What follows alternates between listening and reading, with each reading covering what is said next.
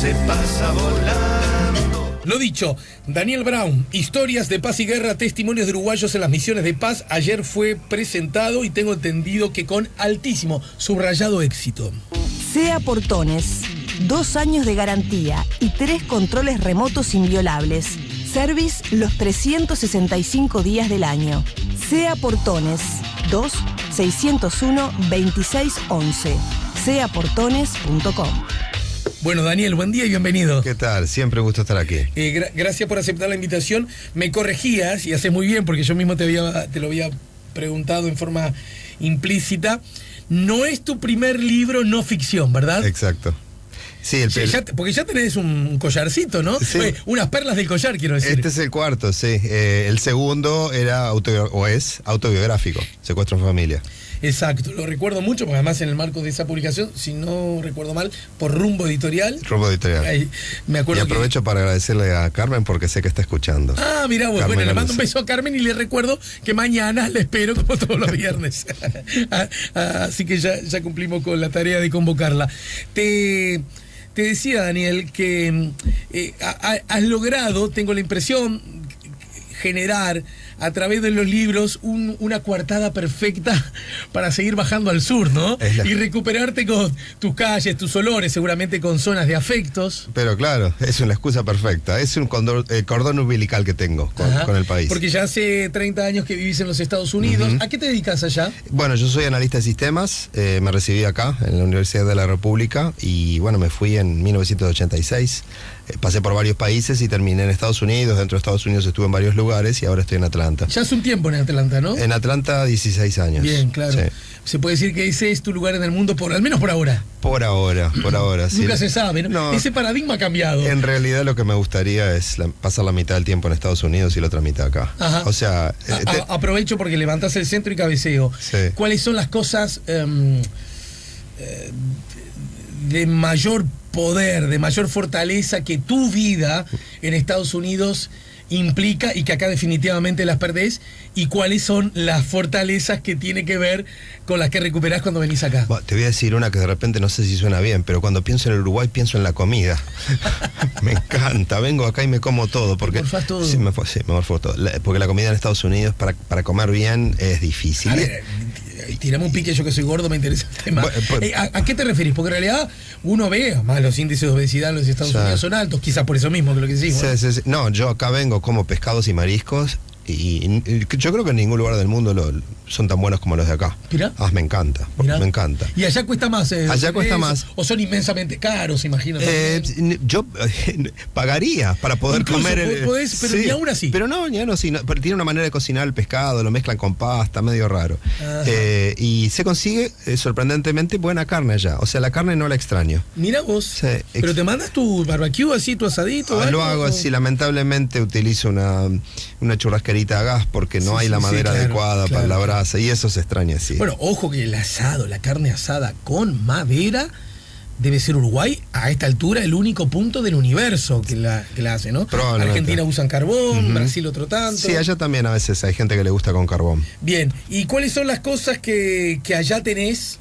No trate de ser políticamente correcto ni agraciado, ¿eh? No. Y que decís, pucha, sí, hay ventajas. Es la que probablemente todo el mundo espera que voy a decir, la plata.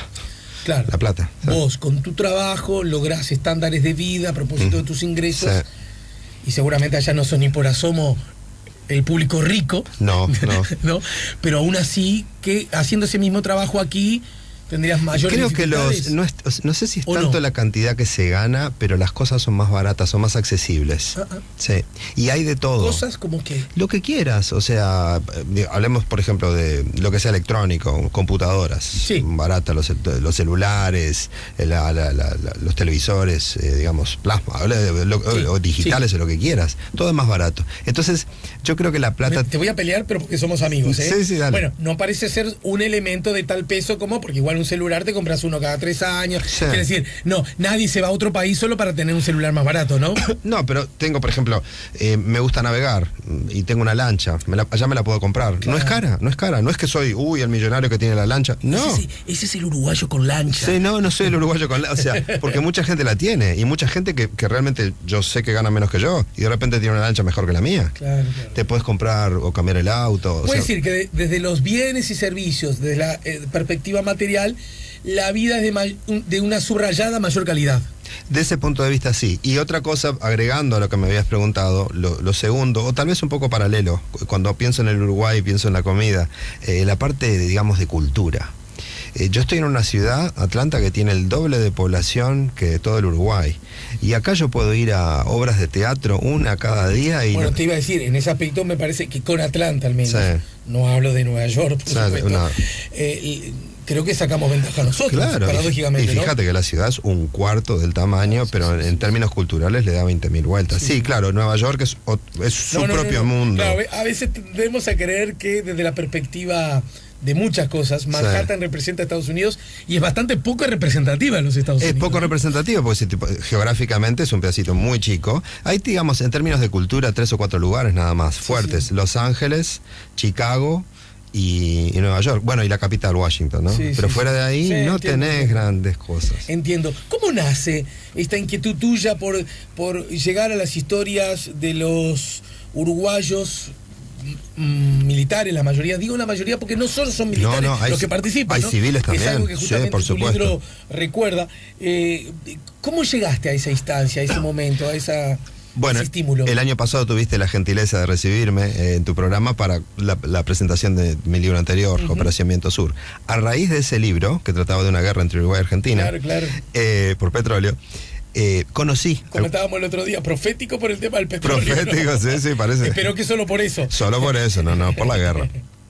Y entré en contacto con algunos militares del ejército a raíz del libro. Y bueno, me empezaron a contar así en conversaciones informales que tuvimos sobre sus experiencias en las misiones de paz. Como vos lo decís, o sea, había hecho ese libro autobiográfico, pero quería hacer algo que fuera de no ficción, pero completamente, y que no tuviera nada que ver conmigo. Cuando volví a Atlanta estuve pensando un poco, investigué y dije, wow, esa es una buena idea. Y era un libro que no existía antes. Hay trabajos sobre las misiones de paz, pero nada que fuera una recopilación de experiencias, vivencias, anécdotas de uruguayos por el mundo en misión de paz. Entonces resolví hacerlo. Pero, ¿y cómo fue la elaboración? Porque seguro que no... A ver, vos seguiste viviendo en Estados Unidos, no te radicaste acá, no fuiste a la casa de los distintos militares que participaron el año pasado o hace 20 años en una misión de paz, no fuiste a los lugares donde están funcionando las misiones de paz. ¿Cómo fue esa recorrida? Bueno, tuve el apoyo de la Asociación de Veteranos de Operaciones de Paz del Uruguay, AVOPU, presidida por el general Figoli. Ellos reúnen ahí cantidad de gente de todas las fuerzas y civiles y personal policial y de OCE que han estado en las misiones. Entonces, AVOPU, de hecho, está por lo menos en el sello editorial junto con Ediciones de la Plaza como partícipe de la edición de ese libro. Resolvimos poner el logotipo por el gran apoyo que AVOPU nos dio en la producción del libro. Obviamente los entrevistados vinieron a través de AVOPU. Entonces, no sé si es una infidencia, pero vos también vas a colaborar con AVOPU, ¿no? Sí. Voy a colaborar con AVOPU. O sea, voy a donar a través de AVOPU. Bueno, y esto es una primicia que sale en tu programa, porque no lo sabe nadie todavía. No fue anunciado públicamente, pero ya que me lo preguntaste, lo voy a decir. Sí, yo pienso donar todos mis derechos de autor a personal subalterno de las Fuerzas Armadas que esté pasando por necesidades económicas y me gustaría hacerlo a través de AVOPU, o sea que AVOPU administrar esos fondos.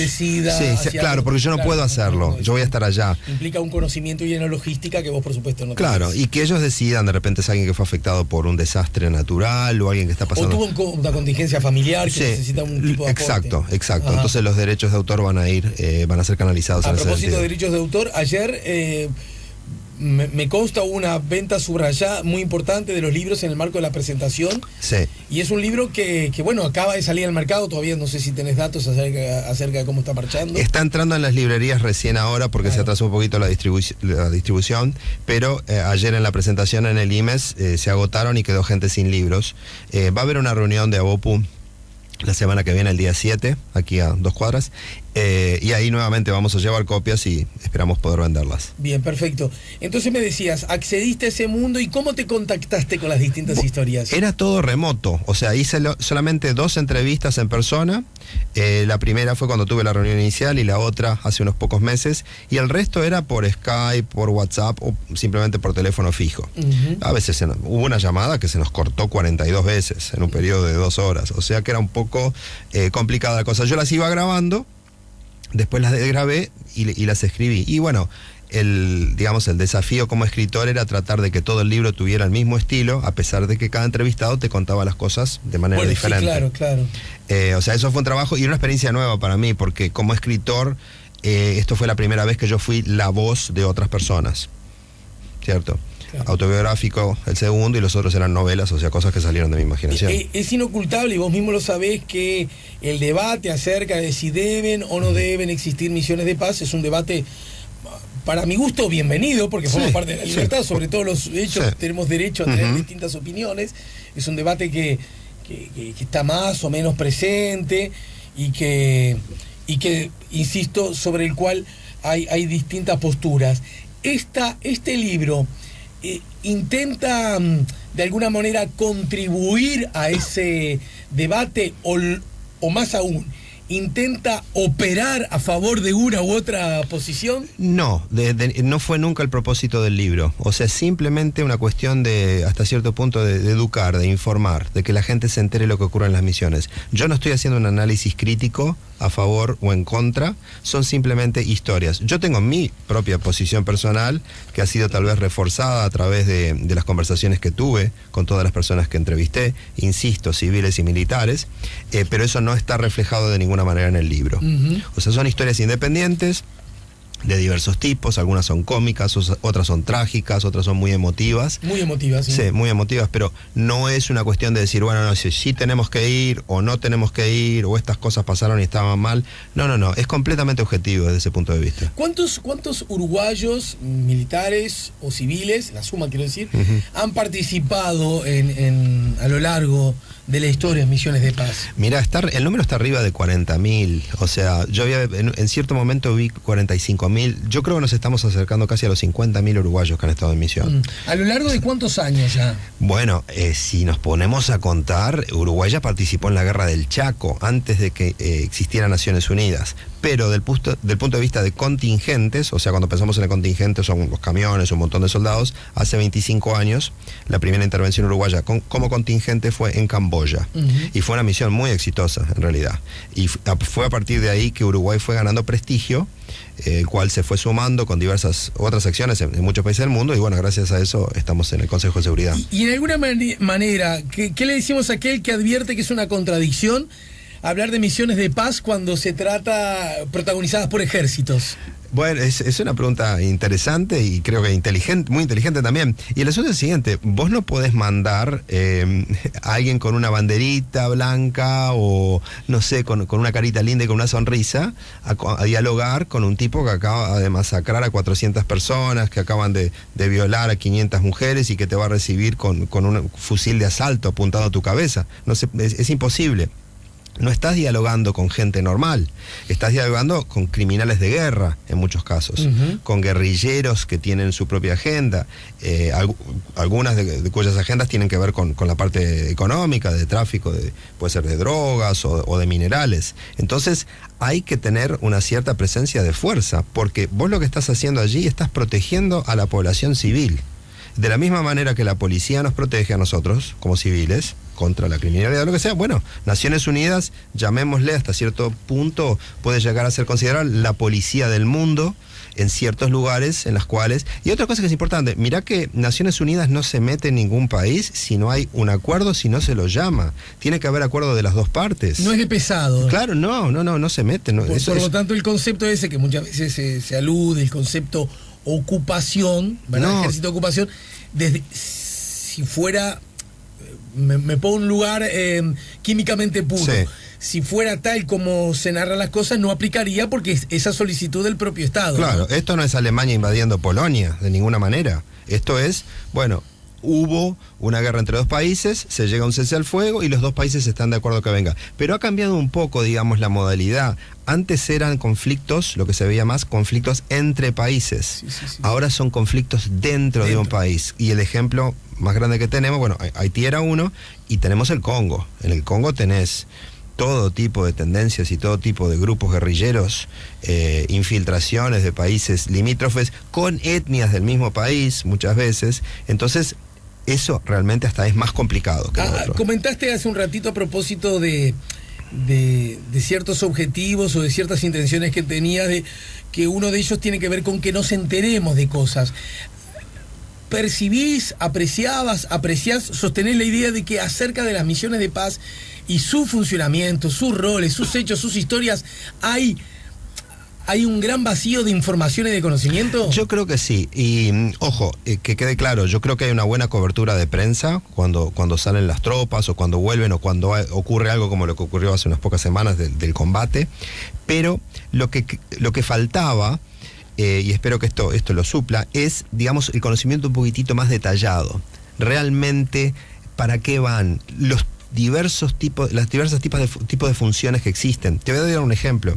El contingente, que es siempre lo más claro que yo muestro, porque son nuevamente los soldados siendo enviados a cierto lugar, es lo que todo el mundo ve. Uh-huh. Pero existe el concepto de observador militar, que son grupitos de 4 o 5 personas que no pueden estar armados y los ponen tal vez en los peores lugares para que simplemente observen e informen. No tienen armas para defenderse y se tienen que arreglar para la subsistencia con los recursos del lugar. Yo no sabía nada de eso.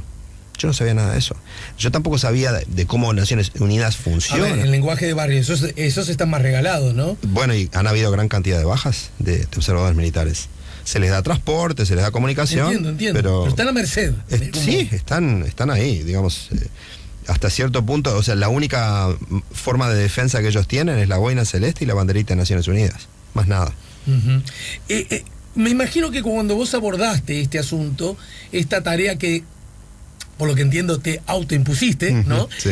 Tenías ciertas ideas acerca de las cosas, cierto imaginario, cierto relato más o menos explícito o implícito. Sí. Bueno, ¿en qué medida esas ideas, esos relatos sufrieron modificaciones después de este trabajo? Mira, yo estudio los conflictos bélicos prácticamente desde los 10 años, porque es una especie de hobby que tengo. No soy militar, no tengo ningún pariente militar, es algo que me interesa, el tema ese me apasiona. Es un asunto que a vos te interesa como objeto de estudio, digamos. Como objeto de estudio, claro, desde chiquito. Y obviamente que al leer siempre sobre conflictos bélicos, lo primero que te imaginas es combates y armas y tanques y tiros y explosiones. Lo que más me asombró acá es que hay muy poco de eso y mucha negociación, mucha paciencia, mucho ir a conversar con alguien y tratar de conversarlo, aunque el tipo sea, y lo saben ellos, el tipo de repente es un criminal de guerra, de repente el tipo es un asesino, pero no vamos a resolver esto a los tiros. Qué interesante, porque si yo escucho a alguien que habla de negociación, de conversación, de paciencia, está hablando de 3 pilares de lo que podríamos llamar el hacer política, ¿no es cierto? ¿Estaríamos en misiones de paz cuyo rol es, desde esa perspectiva casi antropológica, Sí. decir, la política? No lo veo desde ese punto de vista, porque el objetivo es, por ejemplo, volviendo al caso, al ejemplo que te estoy dando de un criminal de guerra, el objetivo es sacarlo al tipo de ahí. Es liberar a la población civil. No estamos haciendo política. Estamos tratando de convencerlo de alguna manera de que deponga las armas, desmovilicemos a sus guerrilleros y está. Y bueno, y en algunos casos obviamente tienen que ser juzgados por tribunales internacionales. Pero no es política. Yo lo llamaría más diplomacia.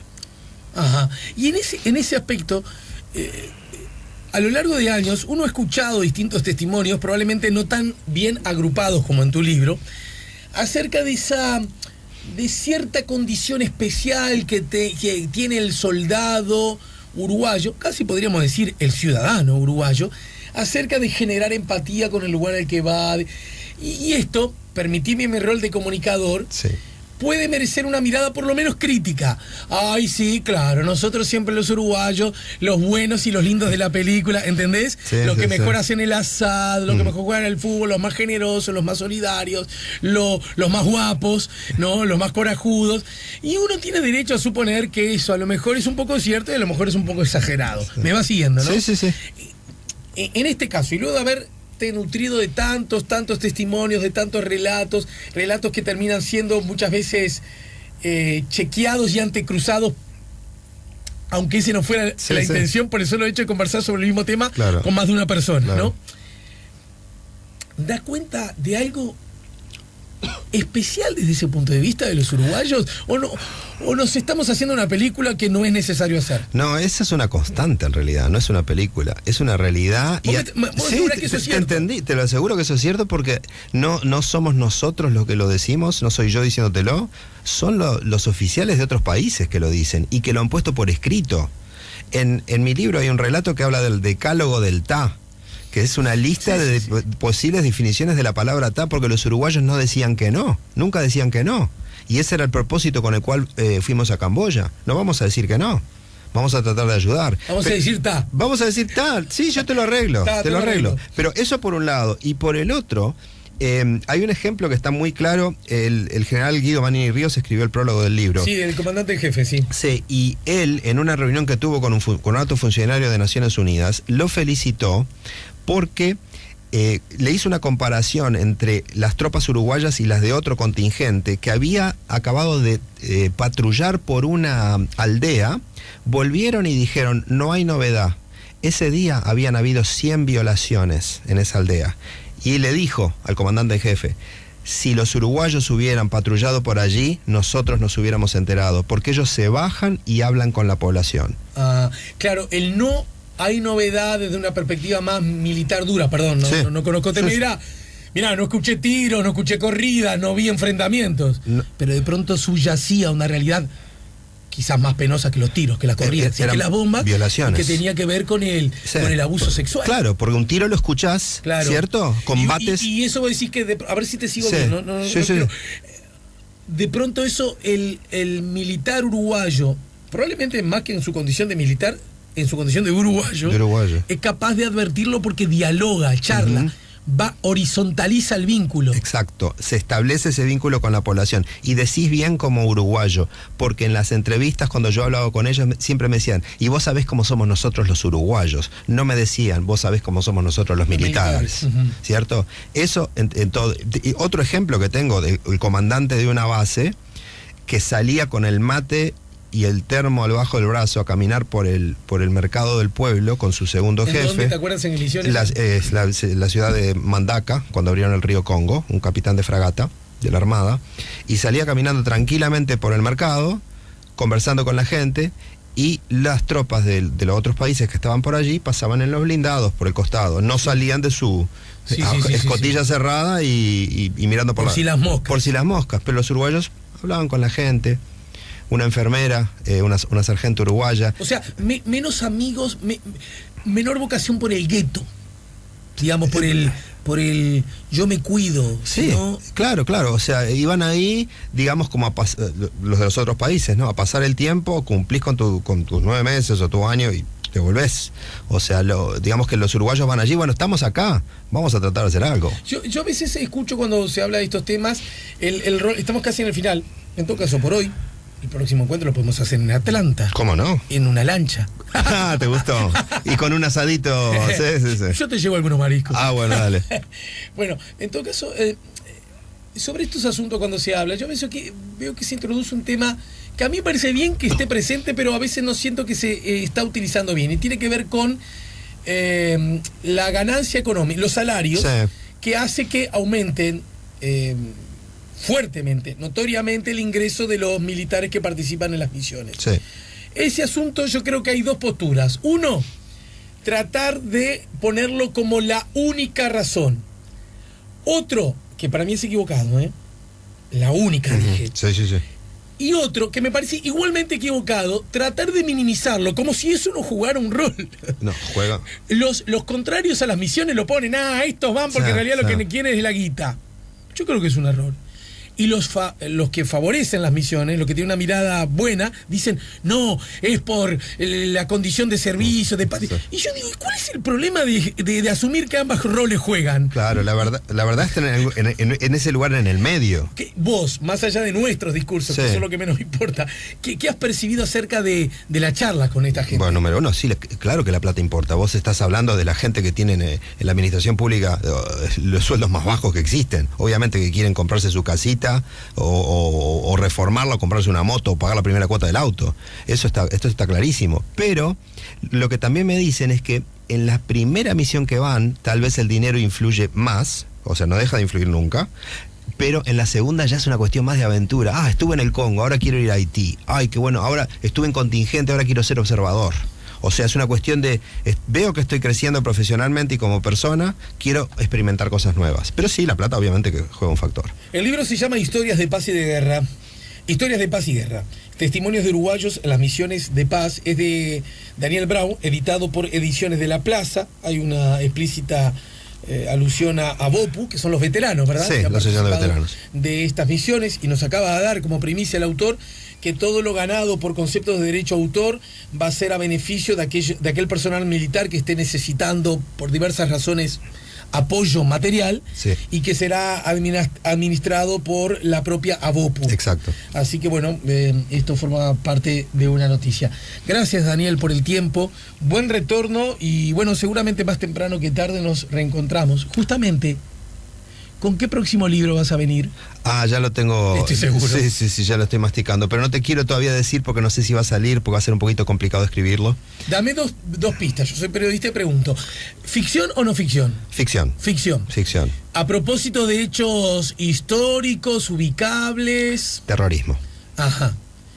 Bien. Hasta ahí Ya llega. igual ya me dijiste Sí, algo. sí, ya te dije algo. Gracias, Daniel, mucho éxito. Gracias a vos. Te espero en la lancha. Bueno, así te quiero. Daniel Brown, Historias de Paz, y ahí seguro que tenemos CNN y Coca-Cola, ¿no? Ah, tranquilo. En por eso- Atlanta. Sí. Daniel Brown, mandé el chivo, ¿no? A los dos. Historias de Paz y de Guerra, testimonios de uruguayos en las misiones de paz, de Daniel Brown. Su autor nos ayudó a poner la mañana en camino. SEA Portones, 2 años de garantía y 3 controles remotos inviolables. Service los 365 días del año. SEA Portones, 2-601-2611. seaportones.com.